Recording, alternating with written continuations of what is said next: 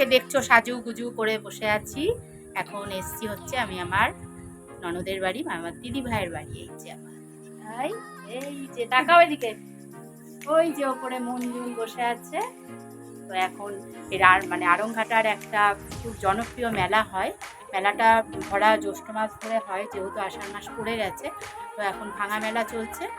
আর বিশেষত মুনকে দেখানোর জন্য এনেছি, মুন তো ছুটি পায় না, তো ছুটিতে এসছে বলে ওকে নিয়ে মেলায় ঘুরতে এসছি। বাংলায় সবাই মিলে এখন মেলায় যাবো।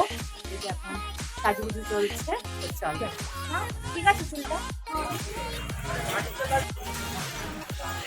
দিদি ভাই,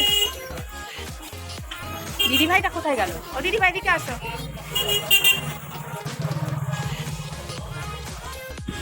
তো আমরা চলে এসেছি আড়ংঘাটার যুগল কিশোর মন্দিরের মেলাতে। মেলা তো শেষ হয়ে গেছে, কিন্তু এখনও চলছে উল্টো মেলা। কারণ মেলা তো এখনও বেশ জমজমাট, মানুষের ভিড় প্রচুর আছে, তাই জন্য মেলা এখনও চলছে। আর 5টা মেলার মতনও এখানে বেশ ভালো জিনিসপত্র ছিল, কিন্তু মেলাতে তো আমরা সবাই জানি জিনিসের দাম একটু বেশি থাকে, বেশি না হলেও 30-40 টাকা মতো বেশি ওরা রাখে। ওখানেও তাই ছিল। রাস্তার ধারে ছিল এই ছোটোখাটো স্টলগুলো। তো সেগুলো দেখতে দেখতে আমরা আস্তে আস্তে মেলার ভেতরে ঢুকছিলাম। পুরো মেলাটা ঘুরে তারপরে তো কিছু কিনবো। তো এই হলো মেলার গেট, যুগল কিশোর মন্দিরের গেট এটা। তো আমি এর আগে অনেকবার এসেছি, আর মেলায় আসলেই এই যে নাগরদোলনাগুলো থাকে এগুলো আমার চড়তে যে কি ভালো লাগে। এগুলো ছোটোবেলায় চড়তাম, এখন তো আর চড়া যায় না। যাই হোক, প্রতিটা স্টলেই আমরা গিয়ে গিয়ে দেখছিলাম টুকটাক কী জিনিস আছে। আমি যাচ্ছিলাম, মা, বোন, পিসিমণি সবাই যাচ্ছিল। তো মেলার ভেতরে জিনিসপত্র দেখছিলাম। আর অনেক দিন পরে আমি এলাম এখানে যুগল কিশোরের মেলাতে। আমি এসেছিলাম তাও অনেক ছোটোবেলায়, তাও এখন থেকে তো তাও 5-6 বছর আগে আমি আড়ংঘাটা এসেছিলাম। আর এই মেলায় তো এসেছিলাম আরও আগে। আর এই হলো যুগল কিশোর মন্দির।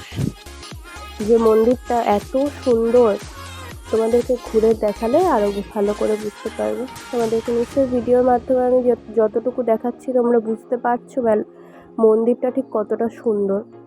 তো মন্দিরের ভেতরে আমরা ঢুকে গেলাম, আর এই হলো ঠাকুর, তোমাদেরকে দেখিয়ে দিলাম। আর এর পাশাপাশি কিন্তু এখানে হচ্ছিল কীর্তন। আর কত মানুষের যে ভিড়! আজ কিন্তু মেলা শেষ হয়ে গেছে, এখন কিন্তু উল্টো মেলা চলছে, তাতেও ভিড় দেখো। আসলে আমাদের এই গ্রামাঞ্চলে এই মেলা কেন্দ্রিক যে জায়গাগুলোতে আর কি হয়, প্রচুর ভিড় হয়, কিন্তু যেগুলো শহরাঞ্চলে খুব একটা হয় না। আর এই ঘরটাতে ছিল অসংখ্য গোপাল ঠাকুর। কীর্তন এখনও চলছে এখানে, আমরাও কিছুক্ষণ দাঁড়িয়ে শুনছিলাম। তারপরে আমরা ঠাকুরকে প্রণাম করে চলে এলাম মন্দিরের বাইরে। যুগল কিশোর মন্দিরে কিন্তু পৈতেরও অনেক অনুষ্ঠান হয়, আমাদের বাড়িরও অনেকেরই হয়েছে, আমি গিয়েছি সেখানে। পিসুমণির বাড়িতে এসে দেখি আম্মা আবার বসে এসে কোল্ড ড্রিঙ্কস খাচ্ছে। কে বলবে মানুষটার বয়স 80-র ঊর্ধ্বে, একদম ফিট অ্যান্ড ফাইন, মনের জোরের ওপর চলছে। যাই হোক, তো এই ছোটো ছোটো মোমেন্টসগুলো নিয়েই চলছি আমরা সবাই। আর আমরা এই করেই পিসুমণির বাড়ি থেকে বেরিয়ে এলাম। আর এটা হলো বিখ্যাত আড়ংঘাটা স্টেশনের মা কালী, জাগ্রত মা। তো আমরা এবার বাড়ি ফিরতে হবে আমাদেরকে, তাই আমরা অপেক্ষায় স্টেশনে দাঁড়িয়ে আছি। আর অনেক দিন পর পিসুমণির বাড়িতে এসে খুব আনন্দ হলো, খুব মজা হলো। মেলাতেও এলাম অনেক বছর পরে।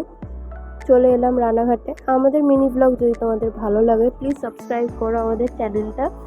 আর এই দেখো মেলা থেকে এই কড়াইয়ের মতো বাটিটা কিনেছি, এই ক্লিপটা, গার্ডারটা, ওই চেনটা সব কেনা হয়েছে। আশা করছি তোমাদের ভালো লাগবে ভিডিওটা। ভালো লাগলে আমাদের পাশে থেকো।